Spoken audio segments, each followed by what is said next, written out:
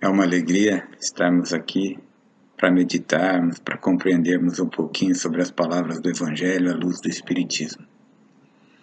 Nesta preleção gravada de hoje, nós vamos continuar falando do capítulo 18, muitos os chamados e poucos os escolhidos, a parte final deste capítulo. E antes de iniciarmos o tema do Evangelho, vamos a uma pequena prece para nos sintonizarmos com o alto. Pai de amor e bondade, agradecemos a oportunidade de, mesmo que à distância, por meios eletrônicos, possamos meditar sobre os ensinos sublimes do Evangelho, colocá-los em nossas vidas, nos melhorando a cada dia, transformando este mundo e a nós mesmos. Obrigado por essa oportunidade, Senhor, que as palavras penetrem em nosso coração e em nossa mente. Bem, vamos lembrar um pouquinho do início desse capítulo 18. Conforme a evolução da criatura humana, conforme a evolução do conjunto social, maiores são as capacidades de entendimento, maiores são os ensinos que a humanidade pode receber. Comparando com a educação formal das crianças, nós não podemos ensinar aritmética, grandes questões filosóficas às crianças pequenas. Ensinamos as primeiras letras, a alfabetização. Assim também a espiritualidade vai trazendo aos homens os ensinos conforme a capacidade de cada época, conforme a capacidade que a humanidade vai conseguindo elaborar. A época, há 2000 anos atrás, o mestre trouxe as lições mais sublimes da espiritualidade, nos trouxe as leis do amor, nos ensinou como é a vida espiritual, mas ele não poderia ainda deixar clara todas as maravilhas que o cosmos nos revela, todas as maravilhas que há em todo o universo. O homem ainda se achava no meio de um único ser vivente na face do planeta, do universo. E o mestre então utilizava-se muitas vezes de parábolas, de belas histórias, comparações simples do cotidiano, mas cheias de princípios, de belos ensinos, para que com o tempo a humanidade pudesse compreender cada vez mais a sua mensagem. Por isso ele dizia: quem tem olhos de ver, quem tem ouvidos de ouvir, ou seja, quem tem a capacidade de entendimento vai realmente encontrar a essência de cada ensinamento. E esse capítulo se inicia com a parábola do festim de bodas, explanada nas últimas preleções. Resumidamente, o mestre diz que o reino de Deus é semelhante a uma festa de bodas do filho do reino.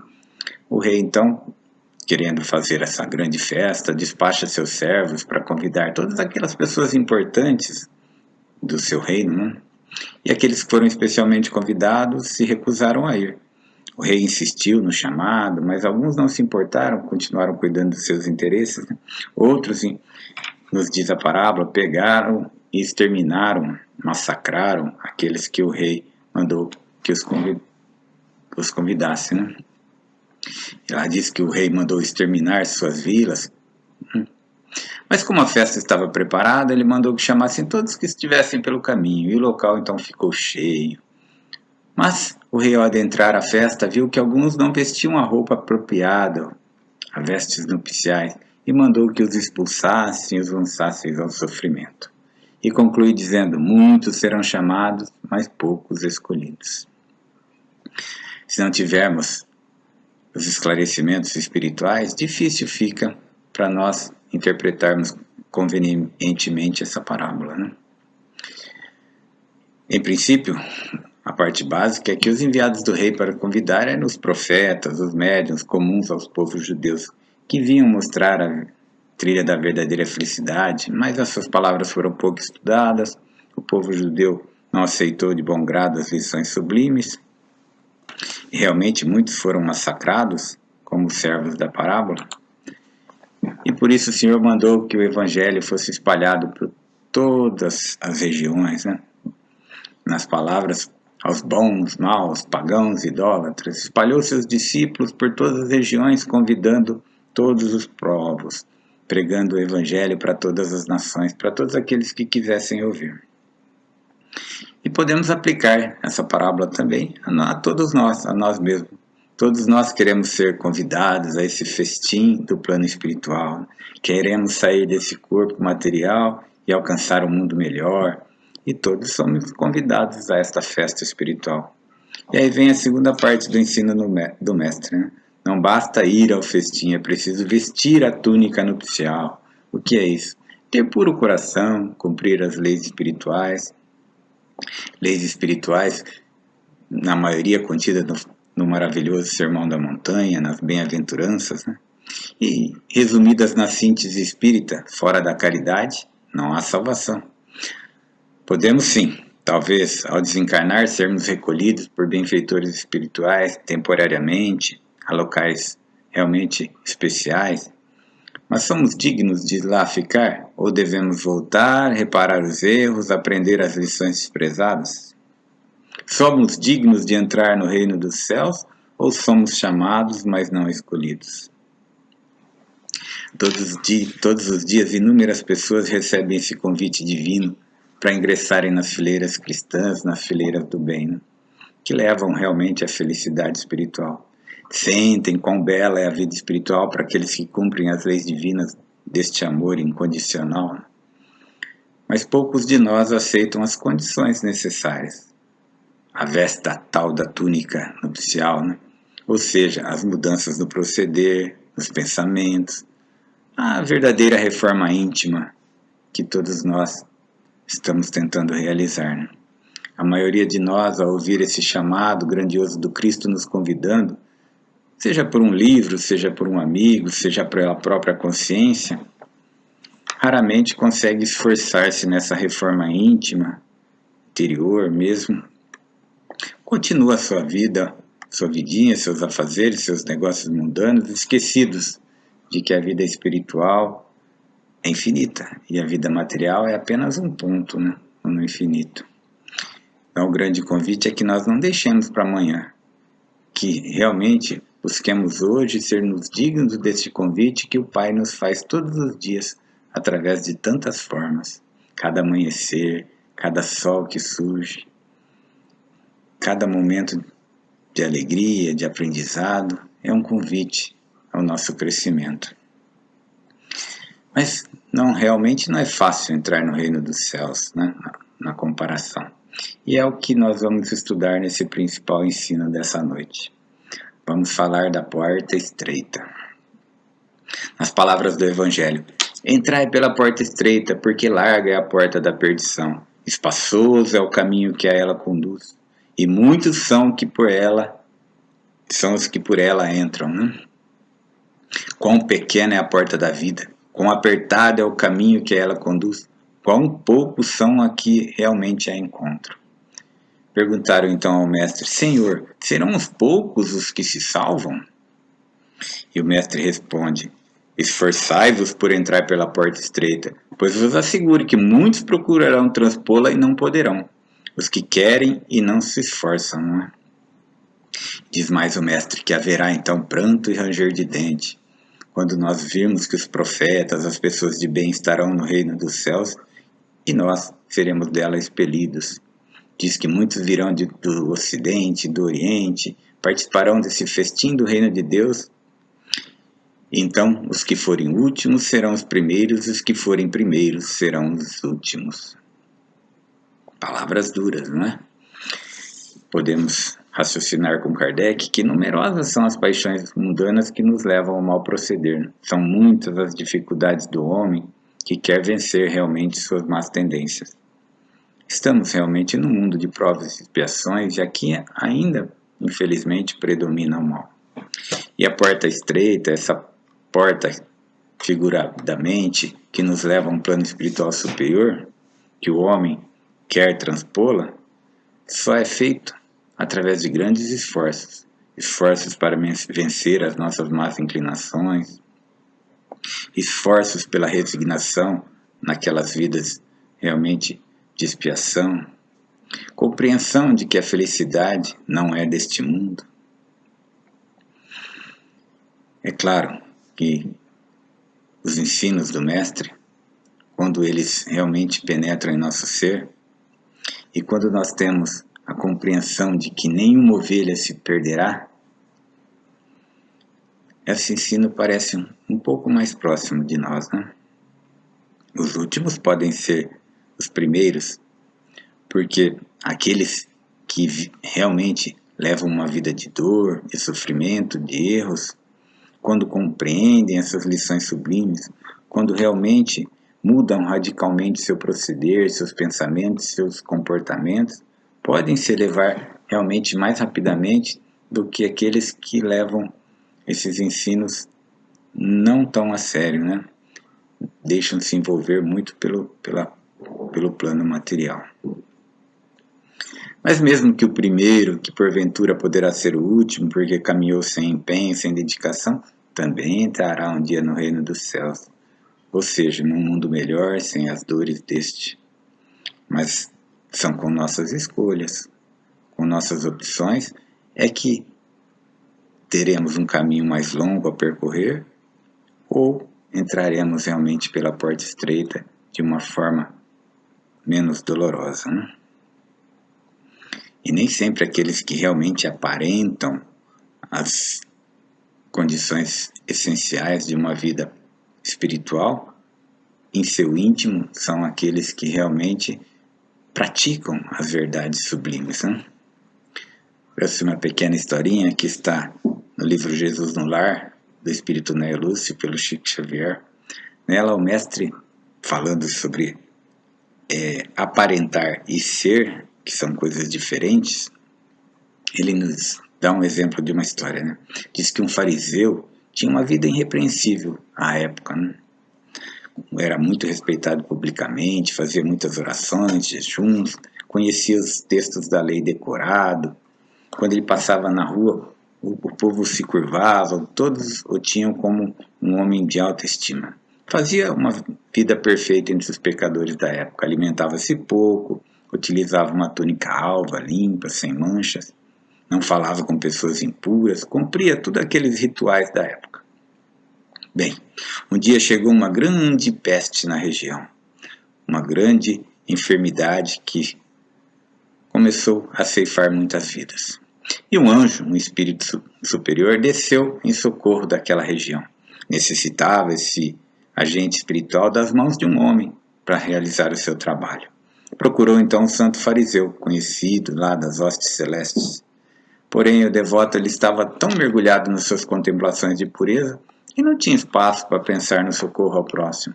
Como cooperar se não se misturava com os impuros? Impuros que na sua mente eram um vale de imundícies contaminantes, não é? O anjo insistiu no chamado, mas sem sucesso. Procurou então outros amantes da lei, sem conseguir ninguém que o ajudasse. Mas havia urgência no trabalho. Então, o anjo procurou um antigo criminoso que queria regenerar-se. Através dos fios invisíveis do pensamento, convidou-o a segui-lo. O homem não hesitou. Obedeceu sem demora. Queria cooperar, queria redimir-se, queria evoluir. Então, orientado pelo anjo, sepultou os cadáveres que contaminavam o ambiente, improvisou remédios de todas as formas possíveis, semeou ânimo entre os doentes, seus familiares, aliviou muitos aflitos, incentivou coragem aos enfermos, libertou as crianças do mal, criou esperança e consolação naqueles corações. Com isso, cumpriu seus deveres de caridade e adiantou-se no caminho do paraíso. E o mestre conclui assim a sua historinha, né? A virtude é sempre grande e venerável, mas não deve cristalizar-se como uma joia rara sem proveito. Se o amor cobre uma multidão de pecados, o serviço santificante que nele se inspire pode dar ao pecador, convertido ao bem, a companhia dos anjos, antes mesmo que os justos ociosos possam desfrutar desse celeste convívio. Então não é só o conhecimento, não é só a aparência, é realmente o amor ao próximo, a dedicação, o empenho que cumprimos as leis santas da caridade. E todos esses ensinos sublimes sempre ficam mais simples e completos com os esclarecimentos da doutrina espírita. Às vezes podemos ter uma dificuldade de entendimento sem essas chaves da evolução constante, sem o conhecimento das vidas sucessivas, das reencarnações, das leis de causa e efeito, das provas, das expiações. Kardec nos lembra que onde haveria justiça divina, se em uma única vida nós teríamos a decisão final de uma aventura eterna ou de uma aflição eterna, né?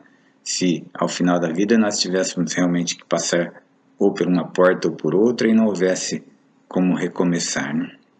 Então, compreendendo os ensinos do Mestre do Espiritismo, também sabemos que as responsabilidades se tornam maiores, né? Como o próprio Mestre nos diz. Na continuidade desse capítulo 18, há uma parte do Evangelho que diz: o servo que souber da vontade de seu amo e que entretanto não estiver pronto e não fizer o que dele queira o amo, será rudemente castigado. Mas aquele que não tenha sabido da vontade e fizer coisas dignas de castigo, menos punido será. Muito se pedirá àquele a quem muito se houver dado. Maiores contas serão tomadas àquele a quem mais coisas se tenha confiado. Então, quem conhece os preceitos cristãos e não os pratica, é certamente culpado. Quantos conhecem a Bíblia, o Evangelho, mas não praticam os ensinos cristãos com seriedade? E quando os esclarecimentos dos Espíritos, os ensinos, chegam com mais clareza ainda, até aqueles que não têm uma certa cultura ou uma capacidade maior de entendimento, mas que a doutrina espírita traz o Evangelho com maior simplicidade, explicando as leis de causa e efeito, as leis espirituais, mais difícil ou maior se tornam as responsabilidades de todos nós, né? Nenhum de nós que receba direto ou indiretamente os ensinos podem alegar ignorância ou desculpar-se do não entendimento do ensino. É por isso que no Evangelho nós temos a continuação disso. Portanto, quem não se aproveita dessas máximas para melhorar-se, que as admira como coisas interessantes e curiosas, sem que lhe toquem o coração, que não se torna nem menos vã, nem menos orgulhoso, nem menos egoísta, nem menos apegado aos bens materiais, nem melhor para o seu próximo, mais culpado é, porque mais meios tem de conhecer a verdade. E Kardec faz ainda um alerta aos médiuns, que mais censuráveis são se persistirem no mal, porque muitas vezes escrevem a sua própria condenação, nas palavras dele, ao reconhecerem que é a eles que os espíritos se dirigem em primeiro lugar. Trouxe mais uma historinha, falando especificamente dos médiuns e dos trabalhadores espíritas como um todo, né? É a história de um médium, o irmão X. Ele nos fala lá que um espírito desditoso, que estava com sede de esquecimento no corpo de carne, ele estava desencarnado, mas queria reencarnar para poder apagar um pouco a crise de consciência. Então ele chora e pede em pranto: Senhor, tem de piedade, concedei-me a graça de renascer no planeta físico. Percebo agora a extensão dos meus erros, quantos crimes cometi. Espalhei miséria e destruição, acendi um inferno dentro de mim. Ó benfeitor da eternidade, conduz-me novamente à escola da terra, a fim de que possa, por algum tempo, esquecer minhas dores, resgatar meus erros. Dai-me, Senhor, o câncer, a lepra, encarcera-me num corpo paralítico, dai-me a cegueira, a epilepsia, a forma torturada, a fome, a nudez, mas que eu possa renascer com a graça do esquecimento. E enquanto ele fazia suas preces sinceras, comoventes, um amigo espiritual surgiu e lhe disse que suas preces foram ouvidas, que lhe dariam a oportunidade de renascer, mas que não precisaria recorrer a esses processos dolorosos de sofrimento físico. O Senhor fala em misericórdia, não sacrifício. E o espírito amigo diz que voltarás ao mundo em berço acolhedor e servirás ao espiritismo com Jesus. Serás um médio amigo da redenção. Aprenderás que o amor cobre uma multidão de nossos erros e terá afeição ao bem de todos. Buscará no bem de todos a luz do teu próprio bem. Resumidamente, o espírito devedor ficou muito feliz com a oportunidade, agradeceu muitas vezes e partiu. Foi recolhido a um hospital espiritual, onde foi preparado por muitos anos para essa abençoada encarnação em lar espírita. Bem, Já na juventude, logo aos primeiros contatos com as bênçãos da tarefa mediúnica, sentiu algumas dúvidas, algumas irritações no campo íntimo. Em toda parte, às vezes ele encontrava incompreensão, discórdia, censura, suspeitas. Ele se amedrontou perante a luta que se esboçava do trabalho espírita com a mediunidade. E certa feita, em determinada reunião, ele pediu a orientação do benfeitor espiritual em que colaborava e questionou através de outro médium. Que fazer diante das sombras que entravam no movimento, espíritos que perseguem a tarefa? Perdoa e ajuda, meu filho. E quando alguém me criva de calúnia? Ajuda, perdoa, para que a luz do entendimento se faça. E quando há desconfiança, como agir perante aqueles que com sarcasmo, asperezas, ridicularizam as minhas faculdades? Perdoa, ajuda, aguarda o tempo. Mas eu sofro com mistificações que por vezes me assaltam. Como proceder com tais entidades? Perdoa e ajuda sem repousar. Recebe em tais lições do caminho o justo apelo à tua construção humilde. A mistificação te auxiliará a entender que os talentos do alto não te pertencem, ensinando-te o respeito à bondade celestial. E quanto àqueles que querem utilizar as minhas capacidades para coisas fúteis, criminosas, até egoístas? Perdoa, ajuda a serem esclarecidos. Mas e aqueles que não me ajudam e não desculpam as minhas fraquezas? Também é imprescindível ajudar a perdoar a todos sem descanso. O médium então levantou-se para as despedidas e após o encerramento da reunião, aquele candidato à mediunidade que pediu câncer, a lepra, a cegueira, a mutilação, a paralisia para apagar aquele passado de crimes, retirou-se da casa espírita e ninguém nunca mais ouviu. Ele termina dizendo: nem todos os que me dizem Senhor, Senhor entrarão no reino dos céus, mas somente aqueles que fazem a vontade de meu Pai que está nos céus. Parafraseando o Evangelho. E, às vezes nós fizemos compromissos e essa vida realmente é para o nosso aprendizado, para o nosso crescimento. E as pressões através das aflições da vida podem truncar um pouco a nossa fé, trazer um pouco de descrença, mas é aí que o verdadeiro cristão se mostra, na sua infinita crença no que há além desta vida, nas promessas do Cristo, de um mundo melhor para aqueles que realmente tentassem viver o amor incondicional. Um exemplo também para que nós possamos meditar sobre esses ensinos sublimes está no texto sobre a visão de Eurípides. Eurípides, o grande apóstolo da mediunidade que trabalhou muito em Sacramento, no estado de Minas Gerais, certa noite ele se observou fora do corpo físico em admirável desdobramento. Inquieto, arrastado por uma vontade superior, mas sentia que um amor o arrastava e ele subia, queria parar, queria descer, reaver o corpo físico, mas não conseguia. Era como se braços intangíveis o tutelassem a uma sublime excursão espiritual. Logo ele estava respirando em outro ambiente, envergava uma forma leve, estava num local leve e sereno. E nessa viagem ele se viu diante de uma campina verdejante, uma paisagem formosa, e avistou ao longe um homem. Como que magnetizado pelo desconhecido, ele se aproximou. Houve um momento em que ele percebeu que não deveria avançar mais. E num deslumbramento de júbilo, ele reconheceu-se na presença do próprio Cristo. Baixou a cabeça, esmagado pela honra imprevista, ficou em silêncio, sentindo-se como intruso naquele lugar.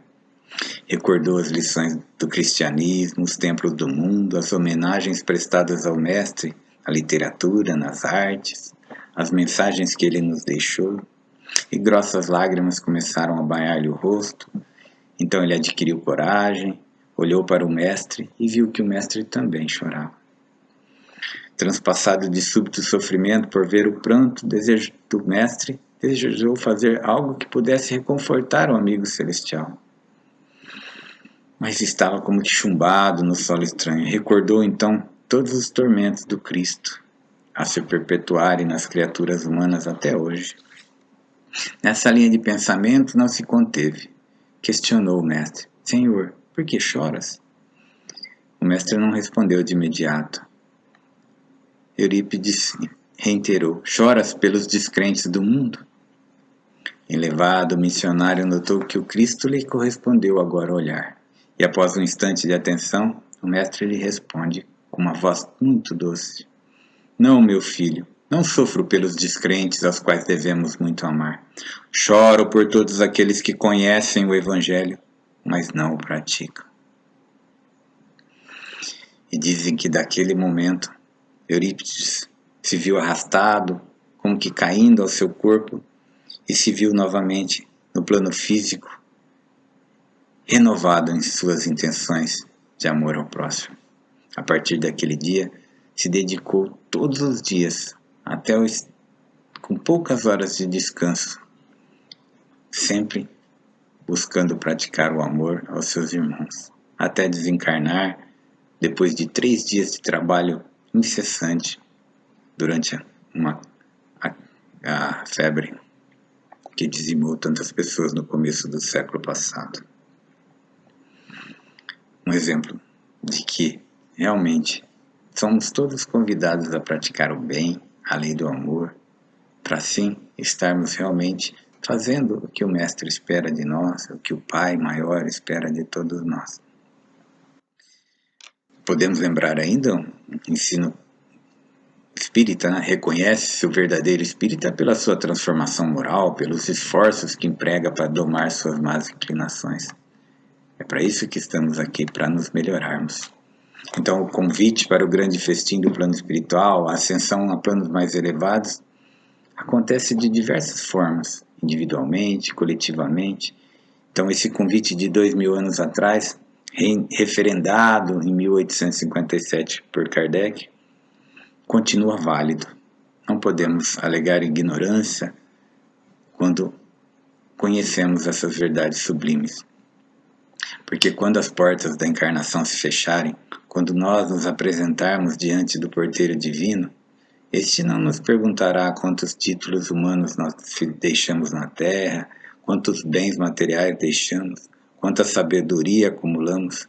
Nos perguntará assim, na simbologia antiga, quanto pesa o nosso coração, né? Quanto bem praticamos, quantas lágrimas enxugamos, quantas almas elevamos, quantos famintos saciamos.